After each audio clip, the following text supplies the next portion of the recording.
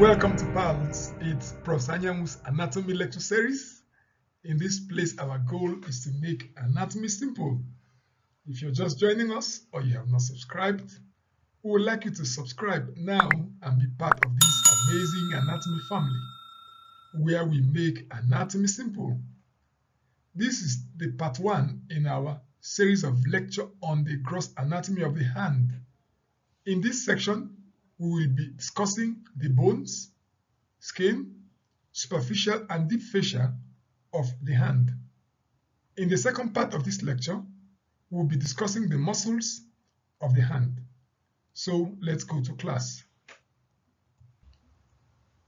There are 3 regions of the hand, and they are 1, the wrist area, 2, the metacarpal area, and the phalanges. We'll look at the phalanges. For the phalanges, these are the digits. Starting from the lateral part, we have the thumb, we have the index finger, we have the middle finger, we have the ring finger, and then the little finger. The hand has 2 surfaces. We have the anterior surface here, called the palm, and we have the posterior surface here, called the dorsum of the hand. This slide shows some of the features in the surface anatomy of the hand. Now, if you begin from the major joints, here we'll see the intercarpal joints, and here we'll see the metacarpal phalangeal joints, and then the joints between the digits. This is the proximal, and then this is the distal. We also have numerous creases. Here we have the proximal wrist crease, and here we have the distal wrist crease. We have some other creases in the major part of the palm, the distal transverse. We have the proximal transverse, and here we have these muscle groups. On the lateral side, at the base of the thumb, we have the thenar eminence. On the medial side, we have the hypothenar eminence. We'll consider the different bones that make up the different regions of the hand. We'll start from the carpal region. This is the carpal region, also known as the wrist region. The bones forming this region are called the carpal bones. There are 8 carpal bones. Now, the next set of bones distal to the carpal bones are the metacarpal bones, and they are numbered from lateral to the medial, and we have number 1 to number 5. Then we have the phalanges. These are the bones of the digits. We have 3 in each finger, except for the thumb that has only 2 sets. So for the thumb, we have the proximal phalanx, and then we have the distal phalanx. For the rest of the fingers, we have the proximal phalanx, we have the middle phalanx, and then we have the distal phalanx. These are also very colorful representations of the bones we just saw in the previous slide. The carpals here, the metacarpals here. Now we have the proximal phalanx, the middle phalanx, and the distal phalanx. We will start with the carpal bones. They are arranged in 2 rows, and each row is made up of 4 bones. The 2 rows are 1, the proximal, and 2, the distal row. We will start with the proximal row. These are the 2 rows, the proximal row here, and then the distal row here. Now, from the distal row, if you run from the lateral to the medial, we'll have the boat-shaped scaphoid bone here, then the lunate, then the triquetrum, and then the pisiform bone.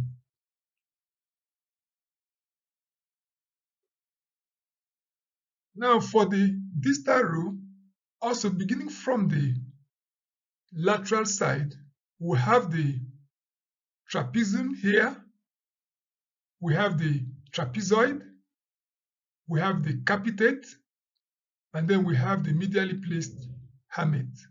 This also is a summary of the two rows of carpal bones we just looked at.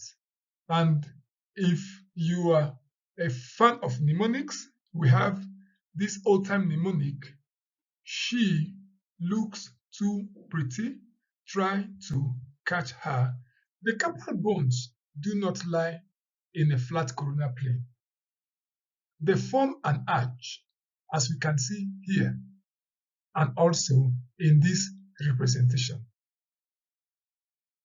Here is the arch with this representation here.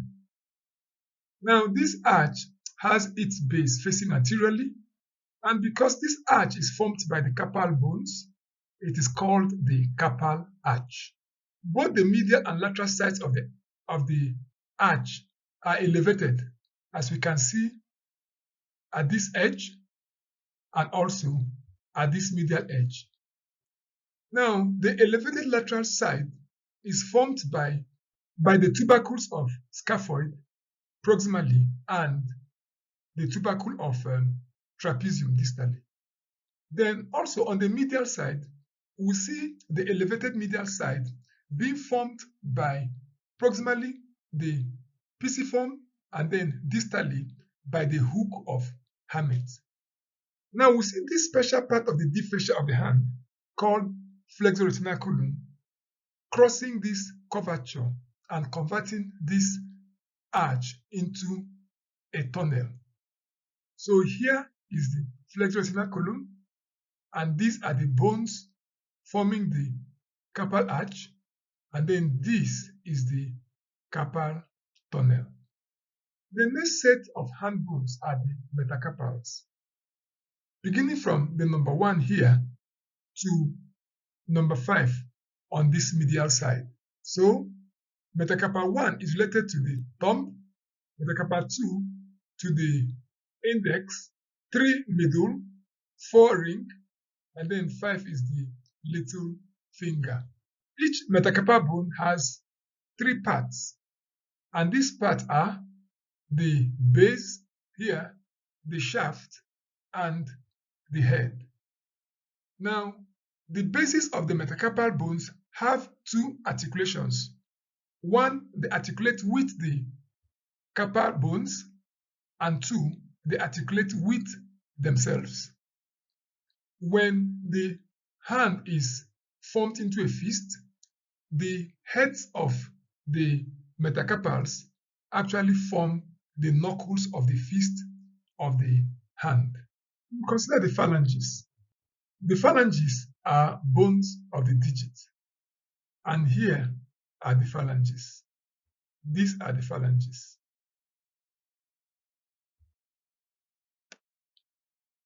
As we noted earlier, only the thumb has only 2 groups of phalangeal bones, the proximal and the distal. Now the rest of the phalanges are the proximal, middle, and distal. Like we also noted in the metacarpals, each phalanx has a base, it has a shaft, and then it has a head. The shaft is also called the body.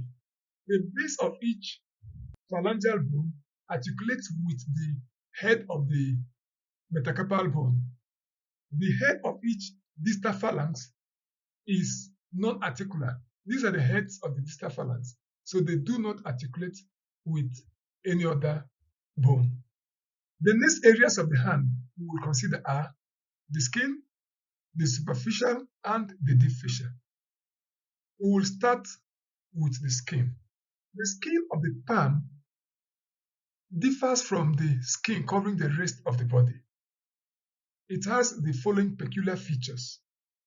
1, it is thick to withstand wear and tear during everyday activities that is carried out using the hand.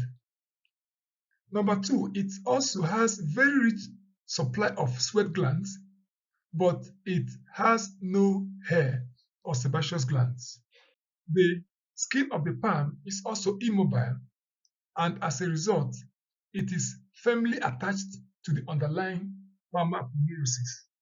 We see a number of flexor creases or lines of the palm, and these are some of the flexor creases. They are there. We also see papillary ridges spread on the skin, which are also called the fingerprints, which are here to improve the power of grip. These are the papillary ridges or the fingerprints. The skin also has fibrous band connecting it to the palmar aponeurosis. Here is the palmar aponeurosis. That's the skin, and we have tiny fibrous bands that will connect this part of the hand, the skin, to the underlying palmar aponeurosis. We will next consider the superficial fascia of the hand in the region of the palm.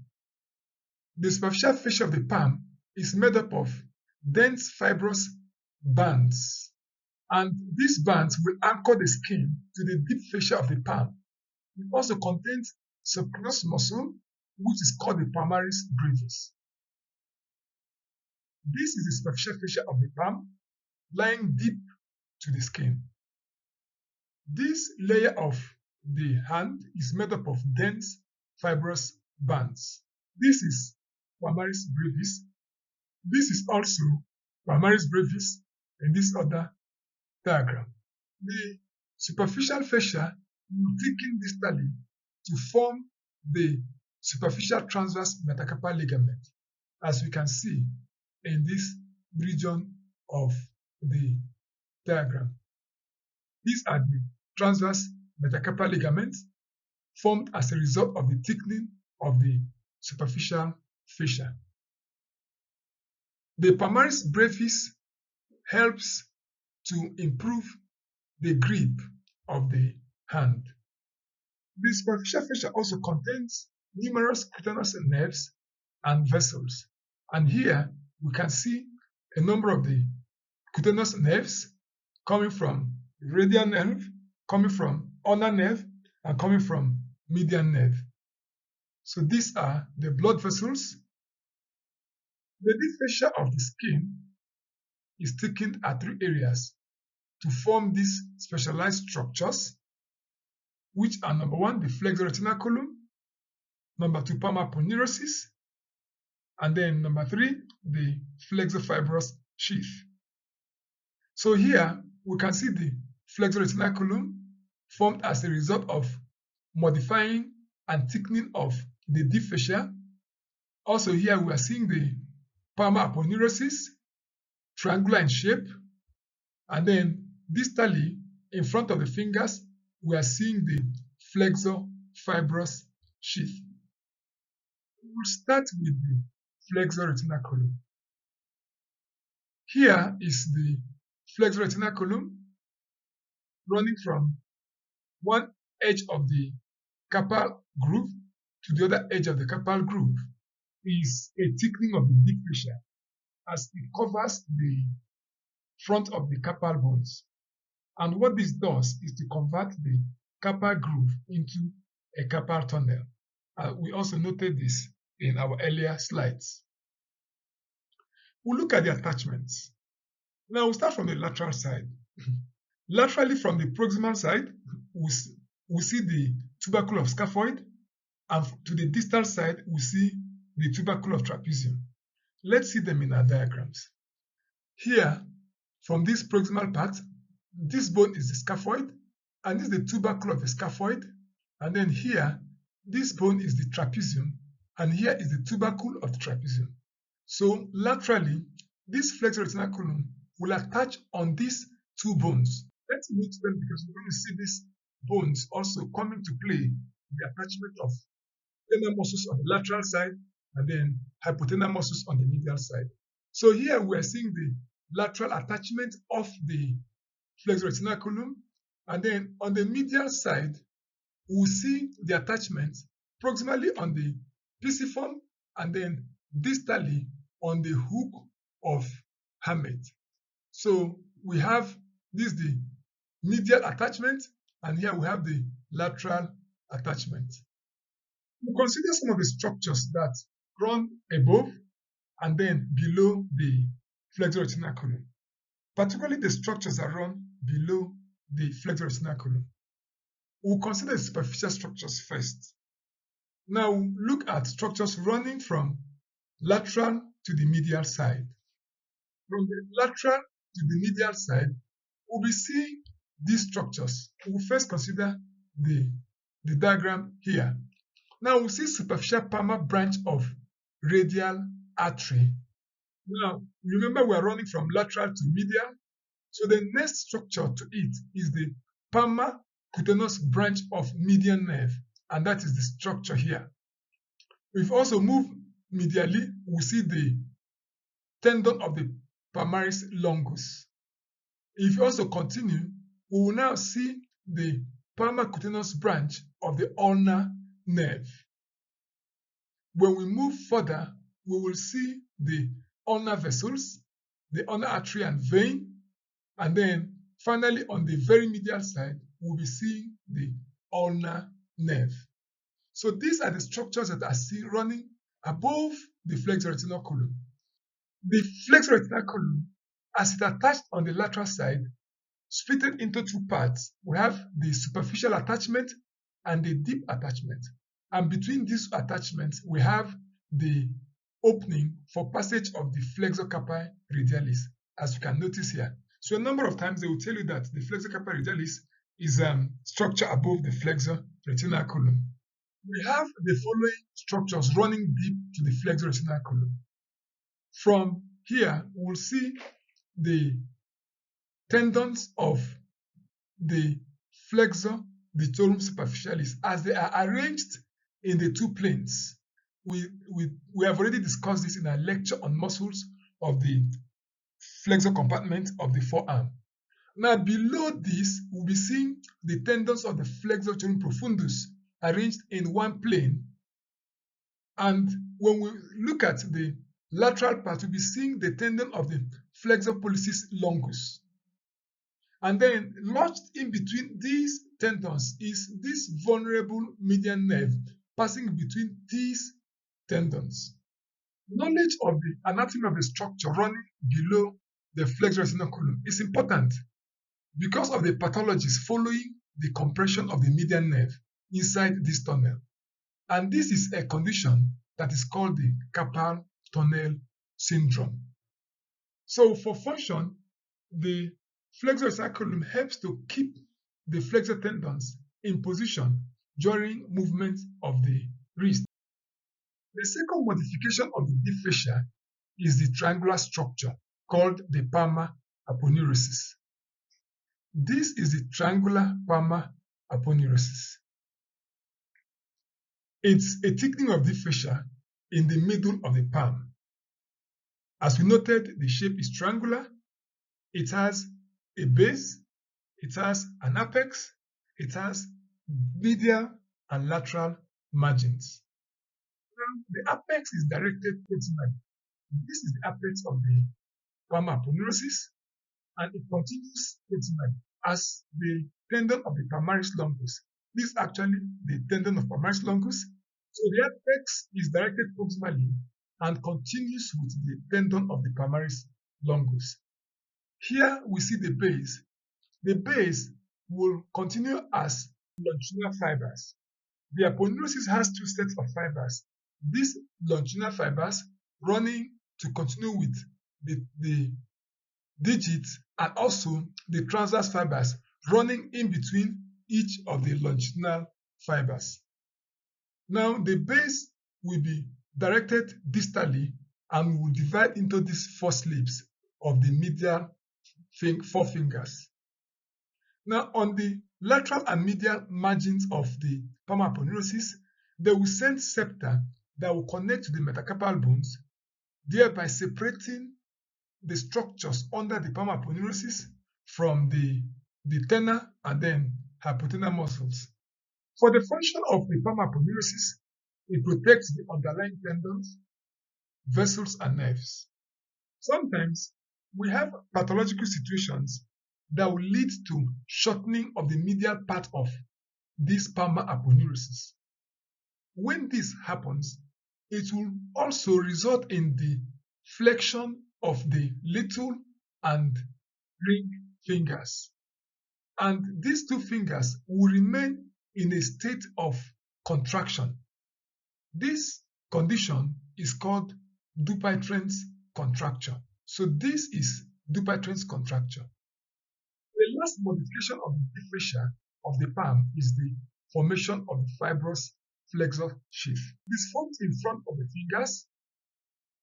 Here are the flexor fibrous sheaths, and we also have the flexor fibrous sheaths here. So for the attachments of the fibrous flexor sheath, proximally they will be attached to the slips of the palmar aponeurosis, and then distally we will see them attaching to the base of the distal phalanx. The function of the fibrous flexor sheath is to hold the long flexor tendons during flexion of the fingers. This is where we end this part of the lecture. If you have questions, comments, or suggestions, please drop them in the comment section. The part 2 of this lecture will be on the muscles of the hand. If you consider this material helpful, we will encourage you to subscribe, like the video, and share it to your friends, that it will also be helpful too. And together we will build a unique